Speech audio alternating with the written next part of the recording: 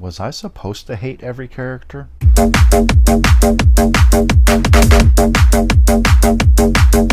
Hey, what's up, meatballs? Mr. Meathook here. Welcome to another episode of Wild Eye Wednesday. Going forward, I'm probably going to rename it Weekly Wild Eye because about half the time I, for various reasons, can't get it out on Wednesday. It may, going forward, be called Weekly Wild Eye. I'll play it by ear. But this week, I'm going to be talking about, from the Wild Eye Raw and Extreme line, The Streets Run Red. It says on the back here, an aging detective and his partner tirelessly pursue a gruesome psychosexual serial murderer named the Kubrick Killer.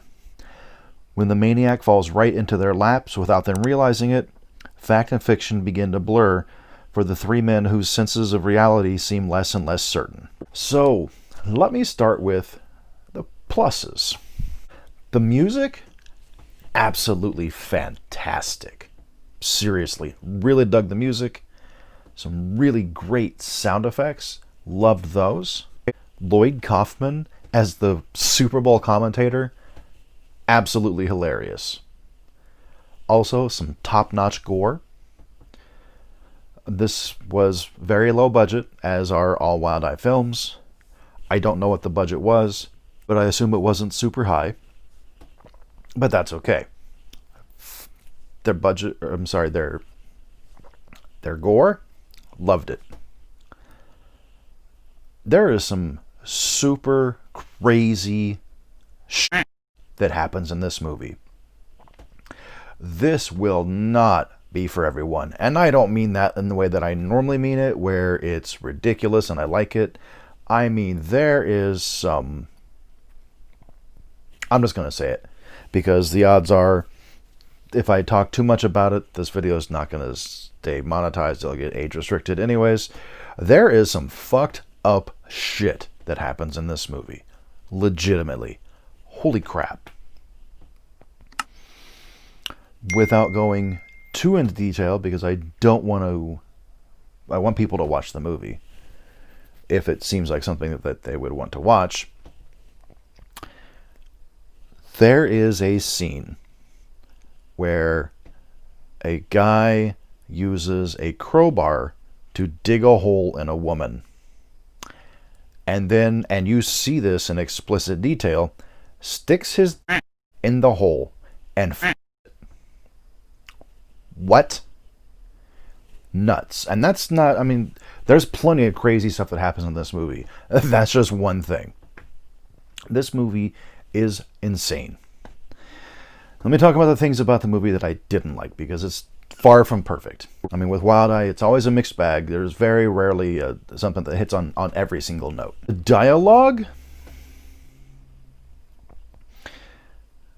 I think that the dialogue, like the script itself, had to have been written by a 15-year-old boy in 1988, because the dialogue is bad. Like, I don't know if the person that wrote the script has ever heard people talk, because the dialogue is awful. There are a lot of N-bombs thrown around, which to me is cringy. Some uses of homophobic slurs that start with F.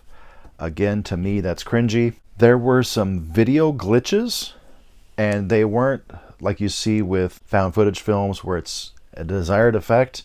There's a scene where they're walking through, I mean, they're actually walking through a park, but it's supposed to be like the lawn or the yard, the recreation yard of an asylum. And there's a lot of video glitches.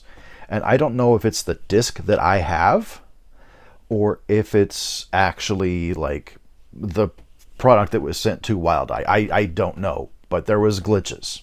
The characters are absolutely awful. Every character is human garbage for the most part. There's a couple that not so much, but most of the characters, just awful, awful people. The sound is pretty bad at times. There's times where the sound is muffled.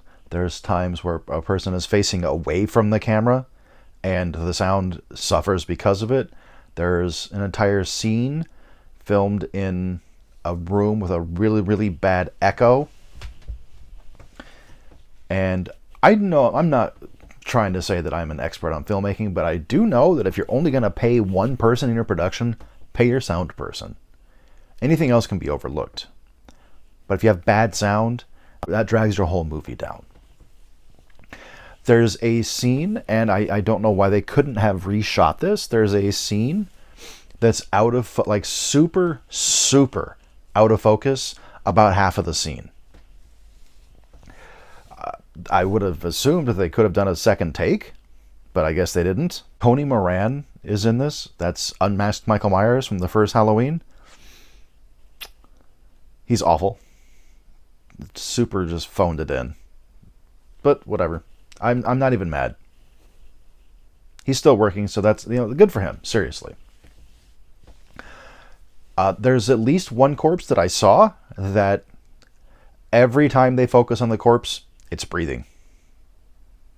Every single time. Again, I would think that they could redo a scene.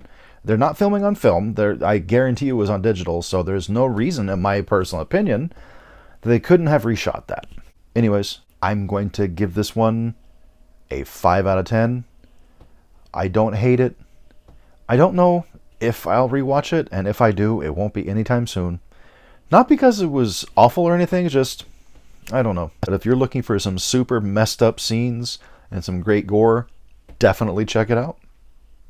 If what I described sounds completely unappealing to you, I would avoid it, for sure. Definitely check out the trailer before you watch it. Anyways, thank you so much for watching. I'm not sure yet what I'll be doing next week, but until then, I want you all to have a great day. Stay cool, stay spoopy, and support independent horror. Deuces.